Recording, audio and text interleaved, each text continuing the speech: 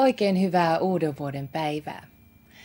Vuoden ensimmäisen päivän juhlallisiin perinteisiin kuuluu tasavallan presidentin uuden vuoden puhe. Presidentti Sauli Niinistön puheeseen voitte valita myös tekstityksen suomeksi tai ruotsiksi. Nu får vi höra republikens president tala inför det nya året.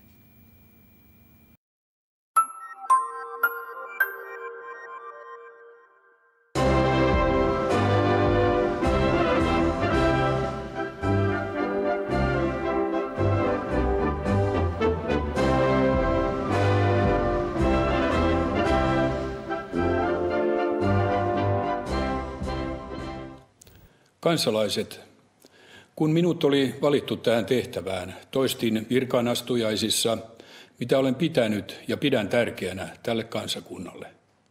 Sitä kuvaa kaksi sanaa, oikeudentunto ja eheys.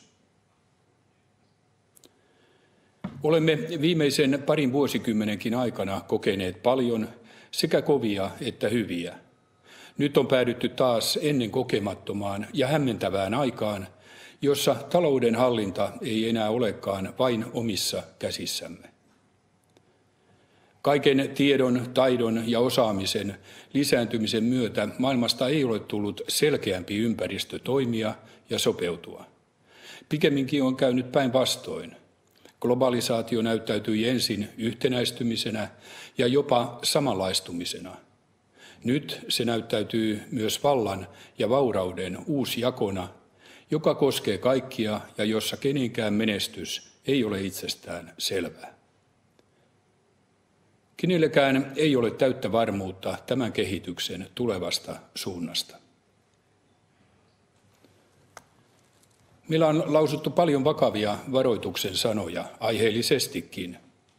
Nuo viestit ovat varmasti myös hämmentäneet lisää. Samalla kun pelätään lisääntyvää työttömyyttä, niin ennustetaan tulevaa pulaa työntekijöistä. Tai kun vaaditaan menoleikkauksia, niin toivotaan myös lisäkulutusta tulevan kasvun alustaksi. Suomella onkin kaksi osin päällekkäistä ja osin ristikkäistä ongelmaa. Suomi velkaantuu, ehkei nopeammin, mutta kepeämmin kuin koskaan.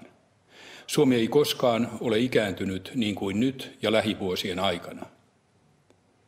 Ainoa yhteinen lääke näihin kahteen vaivaan on kasvu, eikä senkään varaan voi nyt tuudittautua. Siksi kumpikin vaiva vaatii myös omat, vaikeasti nieltävät rohtonsa. Vaikeita poliittisia päätöksiä edeltää aina toistensa ohi puhumisen aika. Nyt se on kulumassa loppuun. Käsillä on ratkaisujen aika. Kannustan hallituksen ja eduskunnan jäseniä rohkeuteen. Pienimmän yhteisen nimittäjän etsiminen ei nyt riitä. Suomen kansa on harvoin rankaissut, usein kyllä palkinnut, rohkeuden nähdä oikeuden tuntoisesti oman etupiirinsä ulkopuolellekin. Toivotan teille kaikille hyvää alkanutta vuotta ja Jumalan siunausta.